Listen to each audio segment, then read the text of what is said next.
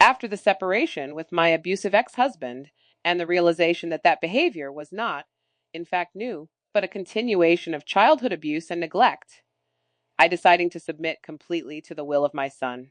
I would attune to his needs and deepest desires as well, allowing for us to embrace revelry, exploration, and discovery as a form of healing. So, when my son expressed to me that his favorite animal was a shark and that he wanted to pet one, I told him that I knew where to find some. As for me, I personally have never had that particular death wish, even knowing my deep awe and respect of the ocean.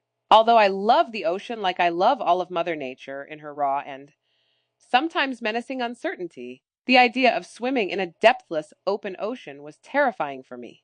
It is one of my greatest fears to be stranded in open water with my two biggest predators, myself and whatever wants to eat me. I do not know if I would recognize myself in that level of panic, and am not sure who would show up. I had been charged by bears twice in Alaska, but I knew how to scare them off, relieved by their lower level being black bears during salmon spawning season, so most likely well fed. These were an unknown species to me, and in their element. The whole idea felt wildly unpredictable. Yet I knew people did this very thing for sport, and I also knew that if my son was brave enough to risk it, and had made himself knowledgeable enough to distinguish between types of sharks at 3 years old, he had earned that experience. I am aware that the Galapagos Islands has a place on most people's bucket list, and as such is a rare and costly opportunity afforded to very few. It was sheer magic how it all came together. The affordability is what astounded me the most, and I attribute that to COVID restrictions and the desperate need for tourism made more attractive when prices were low. The trip from the mainland was just as divinely guided as our adventure on the islands. Needing to spend the night before our flight at a hotel was welcomed as a few blocks away was a massive shopping mall, making it convenient to load up on snacks and supplies before our flight. With the airport literally across the street, the hotel's location was perfect. Still, we took a taxi to catch our flight in the morning because the hotel was trapped within the confines of poorly planned inner city infrastructure, meaning that to cross the street, you had to get on a major motorway and loop around. Still, at just a few dollars in a few minutes, I was issuing no complaints. With the country in a lockdown, there were no superfluous tourists to crowd the airport or the islands themselves. This drove prices down considerably and accessibly, with only the mainlanders being able to access the islands and the country itself. We took advantage of this with much respect and gratitude, and bargained our way into the hearts and boats of the locals that we met. We were patrons of their various humble businesses, and when the time came to take a tour to the open ocean to see the hammerhead sharks, we gladly paid to become members of the crew. We were all on holiday at that point, and were in no particular hurry to end the tour, laughing easily and enjoying each other's company thoroughly before our inevitable return. We spent 5 blissful weeks on the islands and swam with 4 species of shark, any number of sea turtles, and tens of prides of sea lions, and many species of marine life. We saw all manner of land creatures as well. Bike riding the nature path on Isabella was astonishingly beautiful, and we nearly crashed into back of a rideable giant tortoise on the island of Isabella. Got a private tour of the Charles Darwin Research Station from one of the island's park rangers that we visited. She was a friend of a friend from the mainland and graciously introduced us to the community there. I spent my birthday on the island of San Cristobal with even more new friends and mission supporters. Two couples who were simultaneously celebrating a baby shower and a wedding anniversary. We kept seeing them around the island when finally, one day when we were snorkeling at a local beach, we found ourselves swimming and playing tag with the baby sea lions. An innocent game where they would swim close to us and then dart quickly away before any itchy hands would be tempted to touch.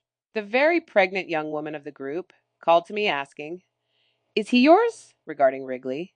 Without a thought, I replied, "He is his own, but we enjoy each other's company," channeling both my sons and my higher selves. It was nonetheless just as true with him as it is with Merlin Dog. I was only a guardian delegated to co create with them on life's journey, nothing more. The answer seemed to resonate with the mother-to-be and her band of prepartum doulas, and we began a friendship based on deeper states of consciousness and ways of existing in the world as mothers and mentors, one to another.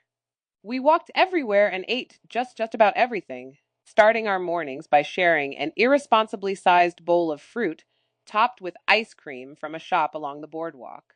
Sugar was an effective motivator for my son, enabling him to walk 12 miles in one day with the promise and fulfillment of many cold and creamy carrots that I dangled in front of him. In my recollection, I do not think he ate a single solid meal. I did not mind indulging him in a day of well-earned pleasure. There is always some form of carrot that we all strive for. It creates the will to power. My son was wielding his in his choice of food to keep him continuously engaged in and on our mission, and trusted that he would be self-moderated, having tethered his carrot to a full day of challenging one's inner and outer stamina and reserves. I have been questioned by many at my style of parenting based on my personal ethics and ethos. I fully understand based on my pro-body sovereignty life stance. It is my belief that it is your body to do with as you like. But you are also responsible for knowing what is best for it, and therefore need to carefully weigh the consequences of your decisions based on those around you.